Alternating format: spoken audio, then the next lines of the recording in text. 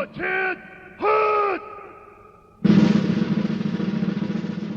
Hey, welcome to Half the Battle, and welcome, my friends, to main character May. And for this one, we're taking a look at Sergeant Slaughter. In the first part, we'll be talking about the action figures. So, meet Sergeant Slaughter. This figure was released in 1986 with all original body parts and one original chin. Man, you could beat somebody to death with that jawbone.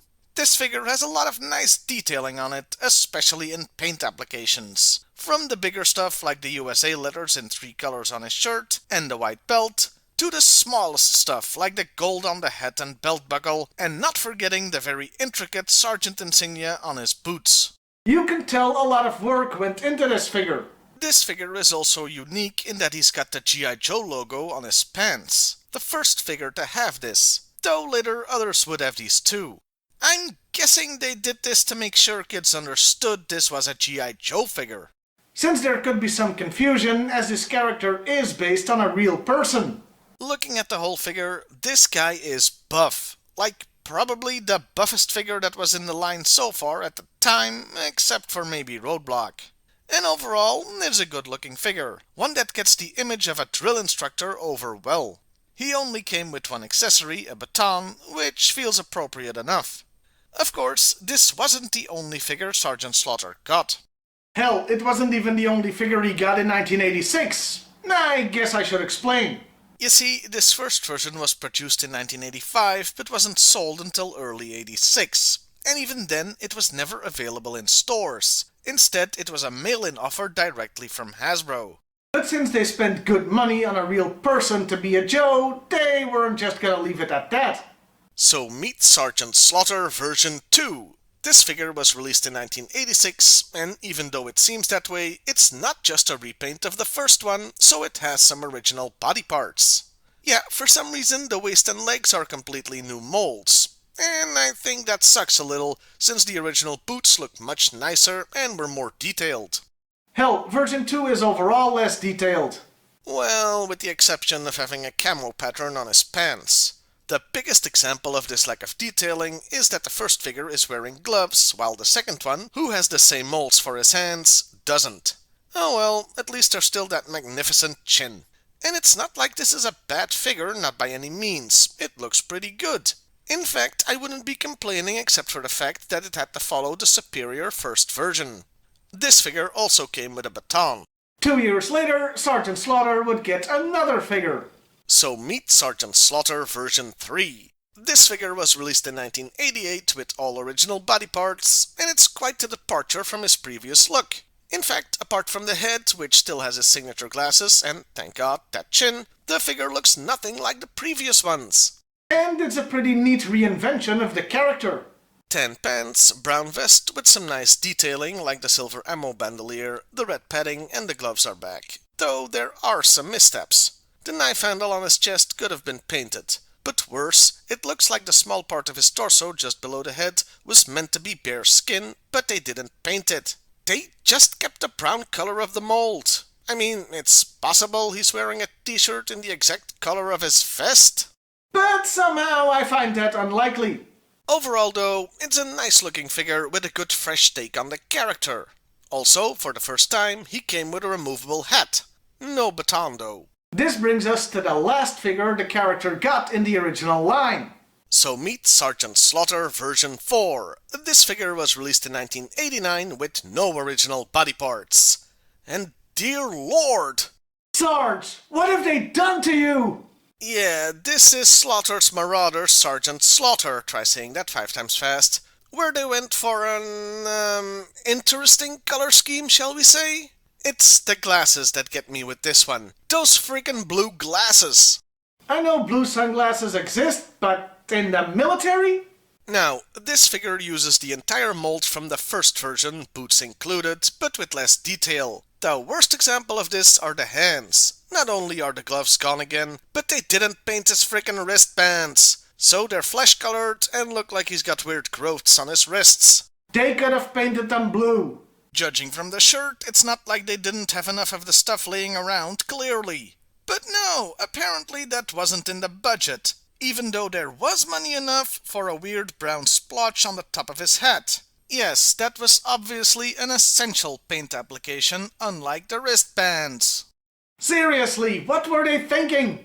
As you may have surmised by now, I'm not a huge fan of the color scheme. Though I will freely admit this figure does have plenty of fans, so if this happens to be your favorite version, hey, more power to you.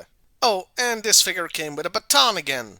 You may have noticed that I've been showing you, for lack of a better word, stock footage of said batons. That's because these things are very easy to lose, so I don't have one.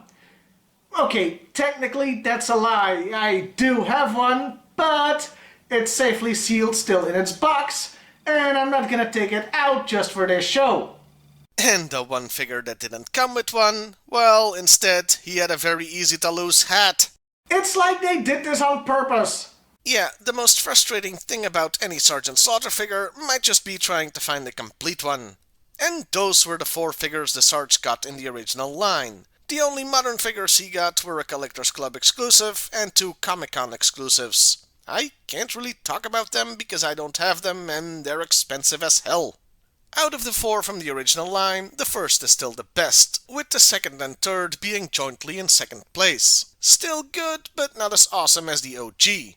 For me, the Slaughter's Marauders version is the worst. So, that does it for the figures. And today, we have to acknowledge that he wasn't just a Joe. He was far more than that.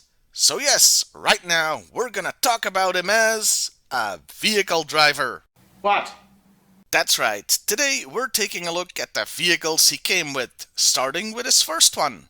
Obviously. So meet the Triple T. This vehicle was released in 1986 with all original parts. And to say it's one of the more goofy looking vehicles of that time would be an understatement. And this thing is supposed to be a tank. Now, when I picture a tank, one of the fundamental aspects of it is that it looks like a metal box. I also don't picture the tank operators, because, as a rule when it comes to tanks, my view of them would be obscured by the layers of armor on the outside, while they are safely inside the thing. The driver of the Triple T, however, does not seem to enjoy the protection one would reasonably expect from a vehicle called a tank, as instead his seat is right there in the open, exposing his torso to all sorts of things like harsh weather, insect impacts, and, oh yes, bullets coming at him. What I'm saying is there appears to be a basic design flaw with this vehicle. One that isn't even unique in the G.I.Joe line.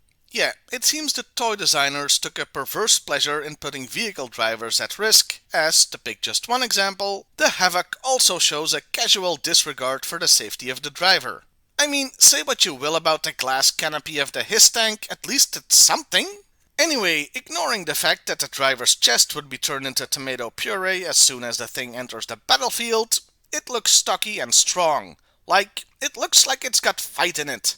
Play features are sort of bare bones, not unexpected for such a small vehicle.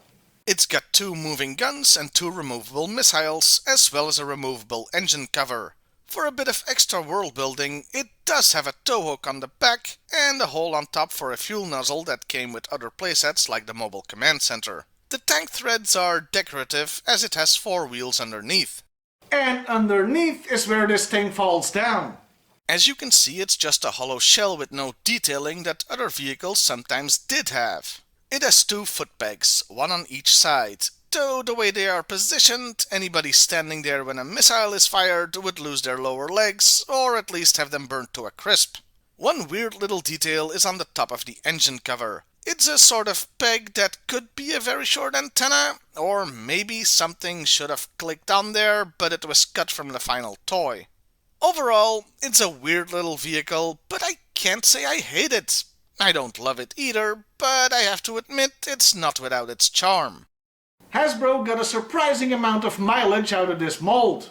As it was recolored and renamed for the Night Force Toys R Us exclusive line as the Night Raider. Strangely enough, Sergeant Slaughter wasn't part of that Night Force line. Then again, neither were any of the other vehicle drivers from the original molds. The tank would be released one more time in 1991 with different colors as a mail-in vehicle directly from Hasbro. Again, without the Sarge. Now, let's talk about the name. What does Triple T mean anyway? Sadly, it has nothing to do with Mr. T or Booker T, but the box helpfully tells us it stands for Tag Team Terminator because wrestling.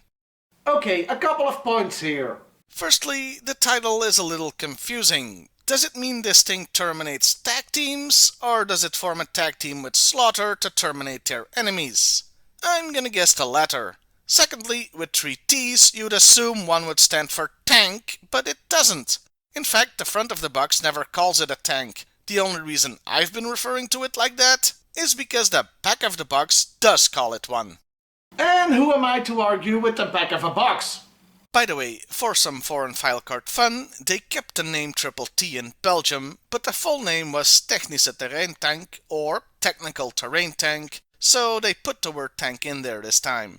But they made it even more confusing because I'm pretty sure technical terrain doesn't exist outside of Cybertron.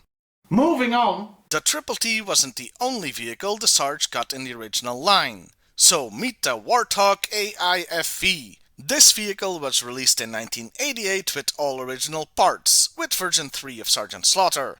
And this is much more like it. Or at least it would be if it was complete. Yeah, funny story. I had completed the Triple T part of the review, and then I went with ill-deserved confidence into my garage where I thought a complete Warthog was stored. But apparently my memory was somewhat faulty, as this was all there was. Fortunately, Steve has already reviewed this thing, and he told me I could use the footage he had, so that's a good thing. Especially since this thing deserves to be shown in all its magnificence. Yeah, compared to the Triple T, this thing is a beast. Also, this isn't a tank, though it looks far more like one than the Triple T did. I love the colors, green, grey, tan and black. Very military looking. Very appropriate. There's room for a bunch of figures. There's the driver's position, 2 positions behind him, and 4 in the back compartments. Though things are a bit cramped back there. There's room above the wheels for figures to stand, but there are no footpegs, which is a bit of a shame. For a vehicle this large, it seems to be light on weaponry, with only a gun and 2 missiles. But damn, these are some big-ass missiles, so they compensate for that. Though I bet that's not the only thing they're compensating for. Honestly, the things look a bit goofy. There is something like a secret weapon though. As these things, which I thought were engine exhausts, are actually grenade launchers. Though the thing didn't come with any grenades. The main drawback of the Warthog, as is plainly obvious here, is that a lot of stuff can go missing, from the grenade launchers to the gun to the missiles themselves, to say nothing of the freaking antenna. So finding a complete Warthog can be difficult. Overall though, it's a very nice looking vehicle that's worth the time and effort. And I can't not mention the teeth and tusk decals that look awesome on the front. Lastly, this thing is called the Warthog AIFV, which stands for Amphibious Infantry Fighting Vehicle. And there's that ambiguity again. Does it fight against infantry, or is it for infantry to use? Once again, it's gotta be the latter, otherwise those missiles would be serious overkill. Moving on, this wasn't the only time that the mold for this toy would be used. There was a later version that I do have complete, so that's why I felt comfortable talking about the features of the original. So meet the Night Rhino. This vehicle was released in 2002 with no original parts. It was a Toys R Us exclusive, and although it's called the Night Rhino and is black and came with a Dusty figure in grey, nowhere on the box does it say this is part of Night Force, though it is heavily implied. Maybe Hasbro hadn't reacquired the copyright to the name Night Force in 2002, I don't know. It has all the same features as the original, so I won't go into them again. The difference is of course in the color scheme, which looks nice but confuses me a little. Yes, black is very much Night Force, but black and gold is more an Iron Grenadiers thing. Seriously, you could slap Destro's logo on there and it would fit perfectly. Also, it still has that awesome teeth decal. But now it really doesn't make any sense anymore. That's why I never bother to put the stickers on mine. I mean, tusks and sharp teeth aren't exactly the first thing you would associate with the word rhino. Lastly, I mentioned this thing came with a version of Dusty, so once again, the Sarge is denied entry into Night Force. Overall, it's still a pretty awesome take on the vehicle. The mold got used one more time in 2006 as the Renegade's Warthog as a convention exclusive in Desert Camo. And that's it for the vehicles. Though I guess technically you could include all the Slaughter's Marauders vehicles, but those didn't come with drivers, so I'm not counting them here. They will get their own episodes eventually. Well, this was inevitable. We finally have to talk about the character. And today we ask the question, how did a real-life person end up as a character in G.I. Joe anyway? Well, let me set the scene. The year was 1985 and wrestling was hot. The Rock and Wrestling Connection, a joint venture between the World Wrestling Federation and MTV, was in full swing. Having started the previous year with the Brawl to End It All, followed up in 85 with the War to Settle the Score. These were two wrestling events that had one match each shown on MTV. The Rock and Wrestling Connection culminated in the first ever WrestleMania, which featured the hottest wrestlers of the time as well as stars such as Cyndi Lauper. So yeah, wrestling had become very popular. And you know what Hasbro likes to do more than anything else, jump on a profitable bandwagon. So they wanted a wrestler in their G.I. Joe line. But which one? Well, since he was gonna be on the Joe team, they needed a face, i.e. a wrestler who portrayed a good guy, and preferably a military-themed one, and also he'd have to have some star power. That sort of narrowed it down.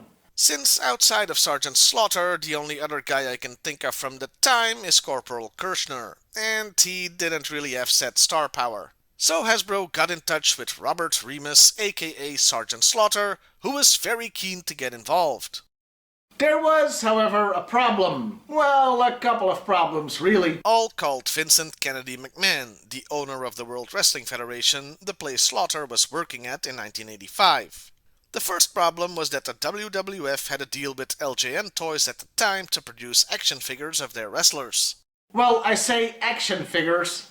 They didn't actually have any articulation, but were made of a hard rubber, so they could sorta bend? I guess they qualify on a technicality. Anyway, with that deal in place, it would be difficult for another toy company to make an action figure of a WWF guy. The second problem was that Vince McMahon was, and is to this day, a greedy man. In this case, that meant that whenever a wrestler under contract with him took an outside deal, like to appear in a commercial for example, Vince would want a piece of the pie. Slaughter, understandably, was less than happy about this. So, he walked out of the World Wrestling Federation and went to the AWA, or American Wrestling Association, a rival but far smaller wrestling organization, where they didn't mind if he took the G.I. Joe deal. In fact, they were probably thrilled by the cross-promotion benefits. He'd get paid less by the AWA, but would end up with more money overall, now that he didn't have to split his Hasbro payouts with Vince. And so, a happy working relationship was born. For 4 years! Yeah, ever notice how every Slaughter G.I. Joe figure came out between 1985 and 1989? Well, there are reasons for that. You see, in 1990, several different things happened. For one thing, Slaughter wanted to go back to the WWF. Not surprising, since they were red hot at the time. 1990 was when Hogan Warrior happened at WrestleMania 6. So there was more money to be had, and Slaughter was worth more thanks to the popularity of G.I. Joe. For another thing, LJN no longer had the license to make WWF toys. Instead, Hasbro was starting production of a line of action figures. Now, you would think this would be a match made in heaven, no pun intended, for Slaughter, now that the WWF and Hasbro were partners. And it would have been, except for one factor. Vince frickin' McMahon. Not only is he greedy, but he's also a petty man who holds a grudge. Now, this next bit is pure speculation on my part, but it matches with everything I know about Vince. He was happy to take Slaughter back, but only as a heel, i.e. a bad guy wrestler. I'm willing to bet his motivation for this was something like, "Oh, so you're a real American hero, are ya? We'll see about that, pal. Here, get this Iraqi flag round you." Oh yeah, another thing happened in 1990. The Iraqi invasion of Kuwait, something a coalition of countries led by the USA would have to deal with. And in one of the dumbest moves in the history of professional wrestling, Vince decided to make it a storyline. Yes, profiting of a real war. And thus, Iraqi sympathizer Sergeant Slaughter was born. Saddam Hussein! He conquered Kuwait! You should be saluting the Iraqi flag! This guy is anything but a great American. And it's my firm belief Vince did this specifically, or at least partially, to get back at Slaughter and Hasbro. As an aside, we only got to see WWF wrestling in Belgium at the time, so no WCW or AWA or anything, though we knew Slaughter was a wrestler. So when he finally did show up in the WWF, like that... You should be saluting the Iraqi flag! Well, I'll let Tom Holland show you my reaction. With that, there was no way there'd be a new deal between the Sarge and Hasbro, given what the G.I. Joe character was all about. They would, however, end up making another Sergeant Slaughter action figure in 1992, but not as part of the G.I. Joe line, but rather as part of the WWF line. Gee, that must have stung a little. Oh, by 1992, the whole Iraq thing had been dropped and he was a face again. I want my country back! But it was too little too late. Yeah, the Iraqi sympathizer storyline didn't sit well with anybody, including wrestling fans, and was one of the factors contributing to the decline of the WWF's popularity. How much of a decline?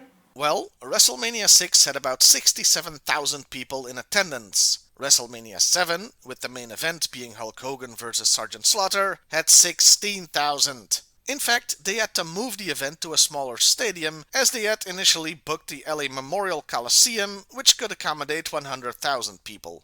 Oh, and to this day, the WWF, now WWE, will claim it's because they got bomb threats because of the whole Iraq thing.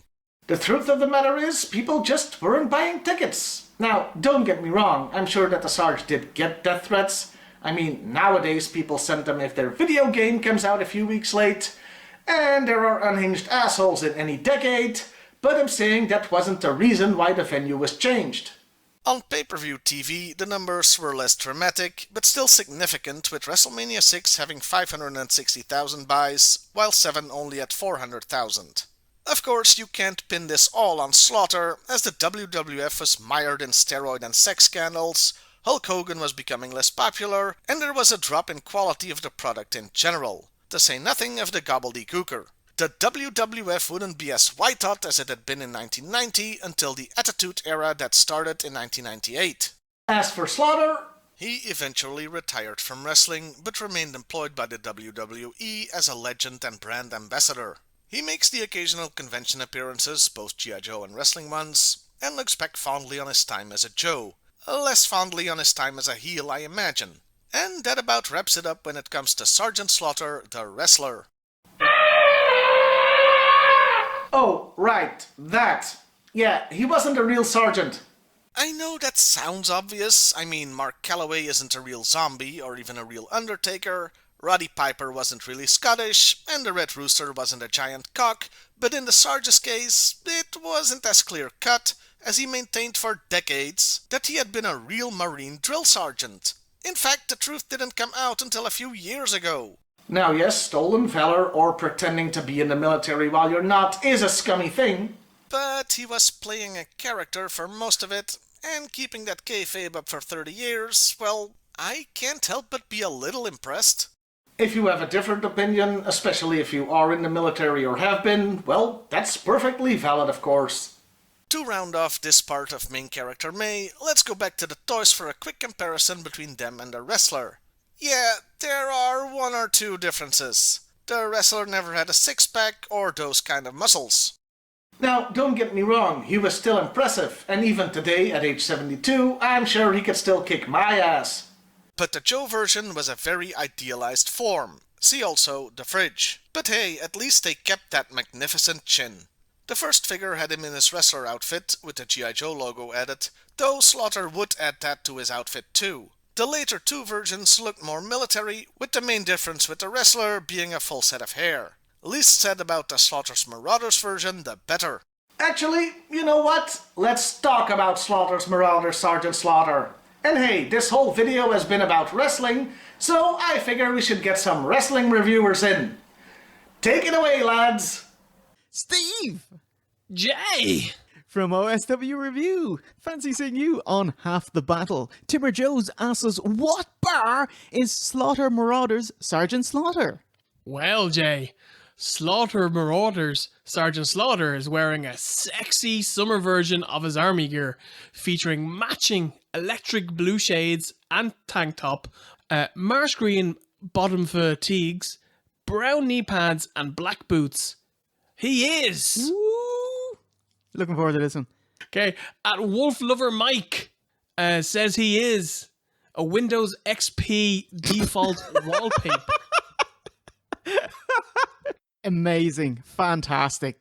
Can of Coke to user. At the Slim James Do, do, do, do. says he is fruit by the foot king size. Oh. It looks amazing, doesn't it, actually? What? I can only imagine how much sugar is in that. What is that? Is that some kind of measuring tape, but it's edible? Pretty much, I think we have them over here and they're called fruit winders.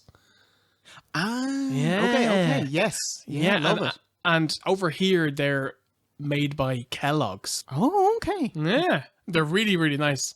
At Spade Racing, Sour Punch Bites Blue Raspberry flavor.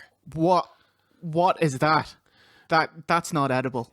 That looks like something that I would have absolutely milled out of it when I was about 7 years of age. I don't think I could wow. cope with this now.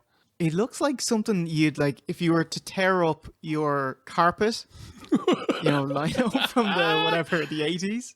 This is the rough shag of what bar? At Phil C 137 says he is a box of Teenage Mutant Ninja Turtles cereal. Oh, get in. Holy shit, you guys are so spoiled. We did not have this over here. Look at that. You can taste the E numbers.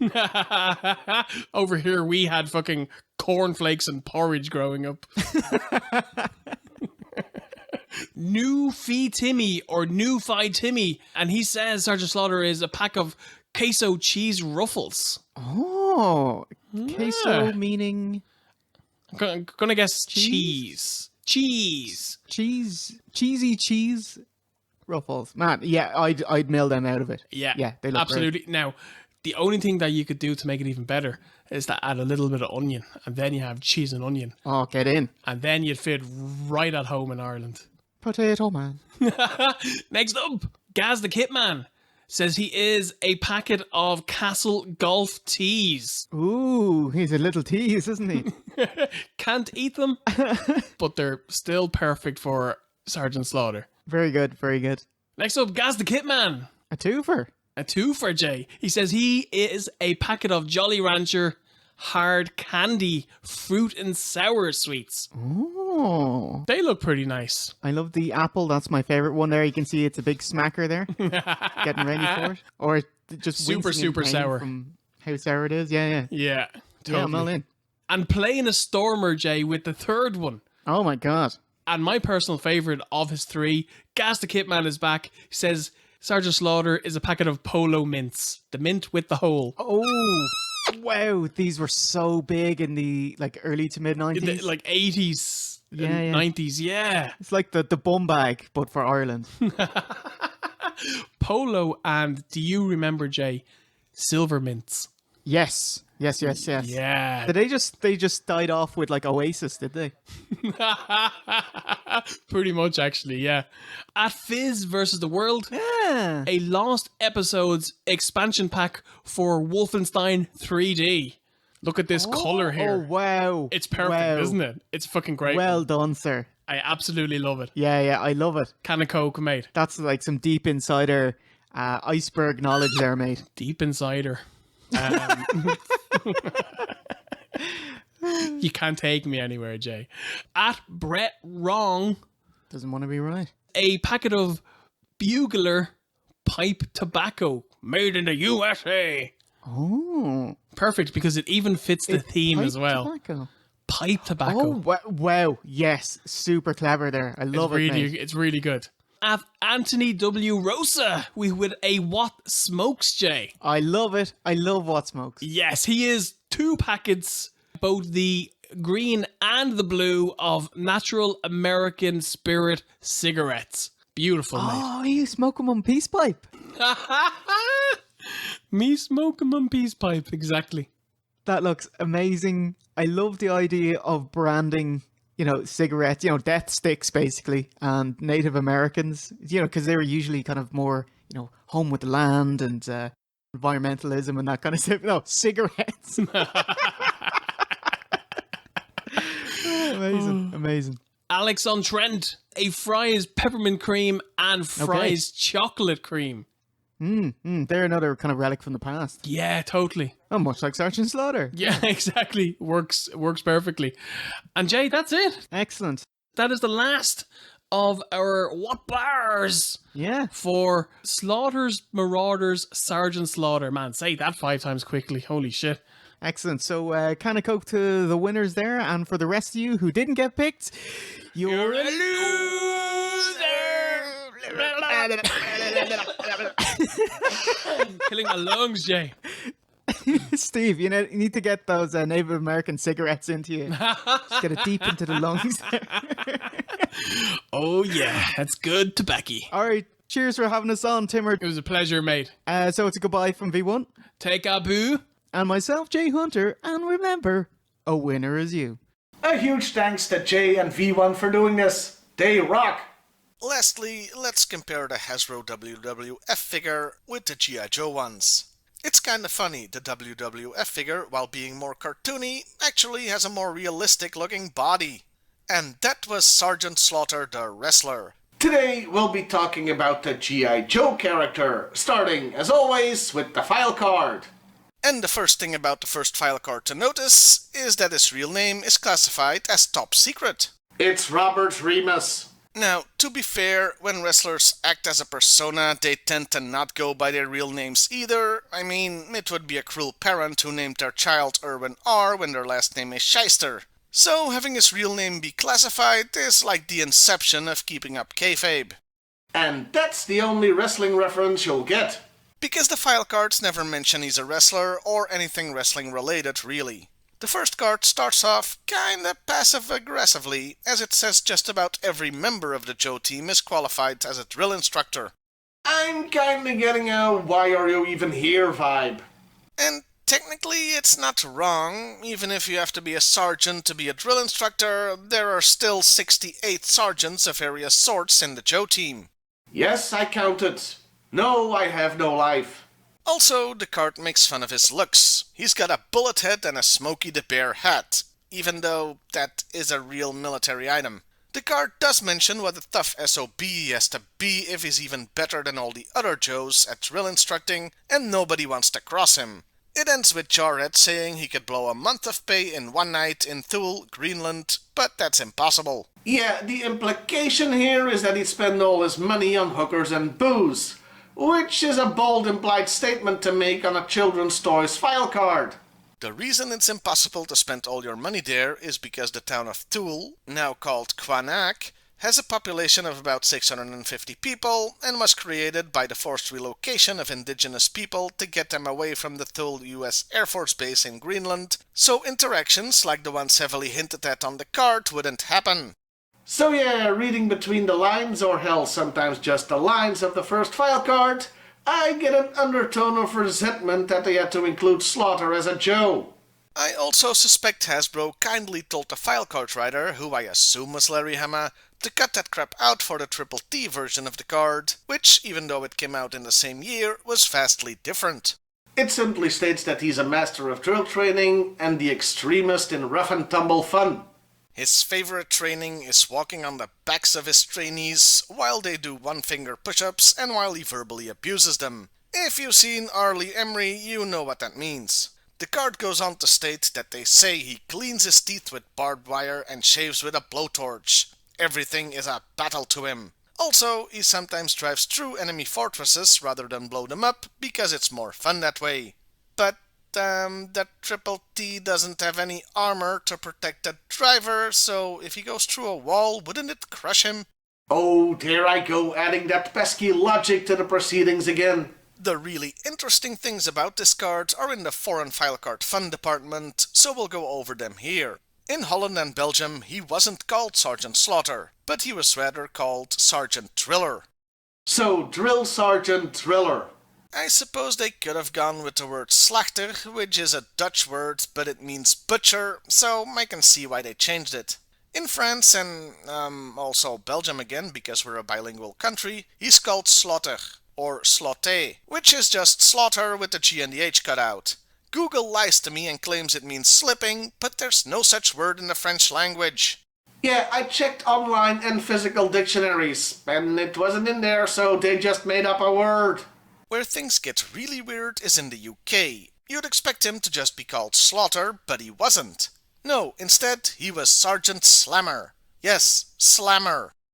And why is that? For the same reason the Teenage Mutant Ninja Turtles were called the Teenage Mutant Hero Turtles over there. Like the word ninja, the word slaughter was considered far too violent for the delicate brains of children. Yeah, some probably well-paid committee decided such things. While painting their children's bedrooms with lead paint, no doubt. I should also point out that Slammer, and Driller for that matter, sound vaguely sexual. Well, when you're 12 anyway. Or in your 40s.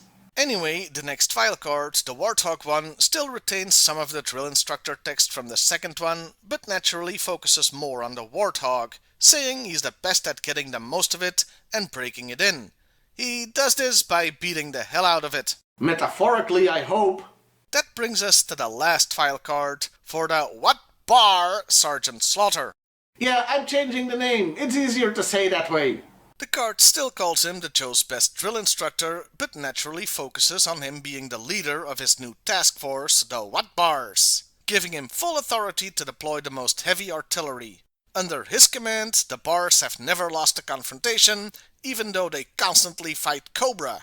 And those were the file cards. They got a bit weird. Though the funniest part is that the only place you'll find a wrestling reference is on the Triple T box where it's called the Tag Team Terminator. So let's move on to other media.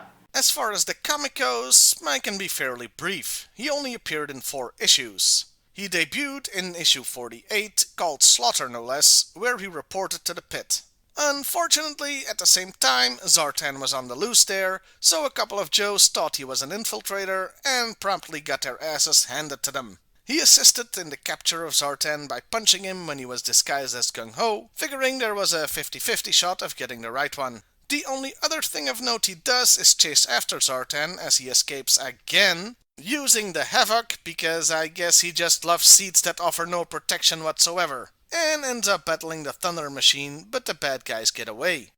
What a shock. This is also the only time we see him in his figure's outfit, more or less. He's just in a generic uniform otherwise. Also note that the Triple T never appears in the comic. And that was the Sarge in the comics. I'm guessing this was a thing where Larry Hama said fine, we'll promote the figure and make him look good for a couple of issues, but then he can bugger off, since he didn't appear again. Of course, where Hasbro took full advantage of having a real-life Joe was with the commercials and the cartoon. He promoted his own mail-in figure. So we're celebrating by giving away Sergeant Slaughter action figures, but you can't buy them in stores. You've got to earn them. Here's how. And would later introduce and partially narrate commercials for other G.I. Joe toys. Cobra can run, but he can't hide. The G.I.Joe Crusader's hot on his trail. And the big showcase for the Sarge was of course the cartoon series. He was introduced in the Season 2 opening miniseries, Arise Serpentor Arise, called in by Hawk to get the Joes back in shape since they had become a little too comfortable. A couple of notes on his introduction. For some reason, he's got black hair in the cartoon, even though the toys, and more importantly the man, had brown hair. Maybe they did this to avoid confusion with Wild Bill, who also had a hat and sunglasses and brown hair and a mustache, but I don't know. Also, his introduction was metal. He rode in as the Joes were under siege and totally demolished a bunch of battle android troopers bare-handed, or at most using his baton. It should be noted that the Bats had been pretty much unstoppable up until that point. His other major contribution in the story is keeping Cobra from getting Sun Tzu's DNA to create Serpentor, and he fought the Emperor later to a no contest because of outside interference. Note that he never uses any wrestling moves. He appears in 5 regular episodes of Season 2, the most notable being G.I. Joe and the Golden Fleece, where he and some of the Joes travel back in time, and he's mistaken for Hercules, which must have pissed off Hercules Hernandez. Oh yeah, there was time travel. It was the cartoon, just go with it.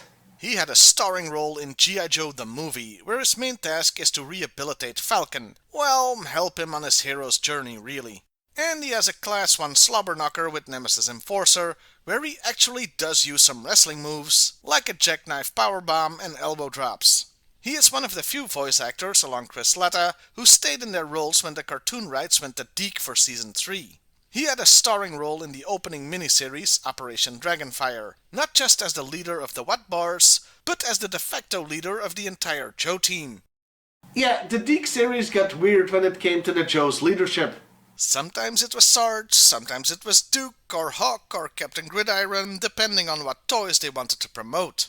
Outside of Operation Dragonfire, he appears with voice lines in 6 more episodes.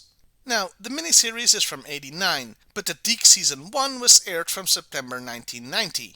I'm assuming he recorded lines for the regular season before his deal with Hasbro was up, as he was in the WWF as a heel by SummerSlam, which was at the end of August.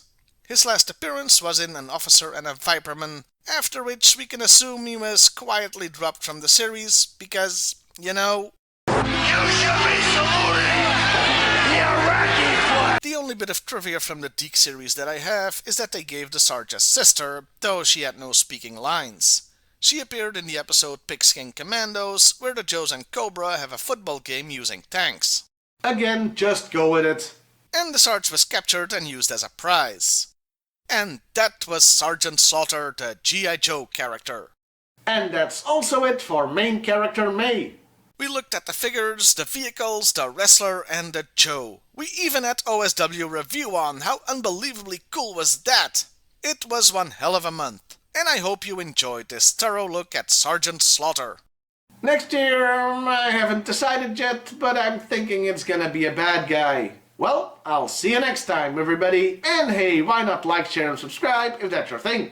Don't mess with Sergeant Slaughter, he's as strong as they come.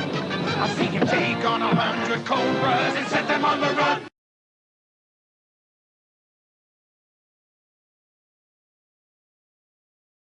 Oh, quickly, one more thing I forgot to mention. On the Belgian file card, they do refer to him as a wrestling champion from the United States. So we did get an official connection to the wrestling persona. And that really is it. I'll see you next time, and remember, a winner is you. I wanted to salute you for creating and hosting the YouTube show Half the Battle. Lieutenant Hood!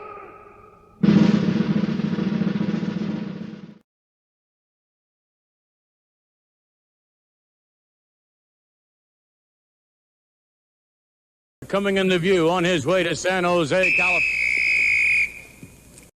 Don't mess with Sergeant Slaughter, he's as strong as they come. I've seen him take on 100 cobras and set them on the run.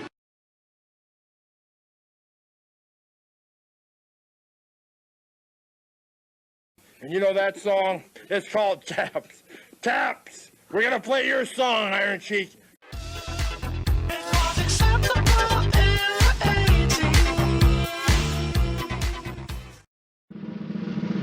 Lieutenant Hood! In case you're wondering how I got the OSW lads to do this, well, I'd like to say it went a little like this. I've been asking for it for years. You're gonna give me what I want. Now, Hunter, give me what I want. But it was more like this. I wanna. Okay, the truth is, I simply asked them and gave them like a year of prep time. And they were kind enough to oblige.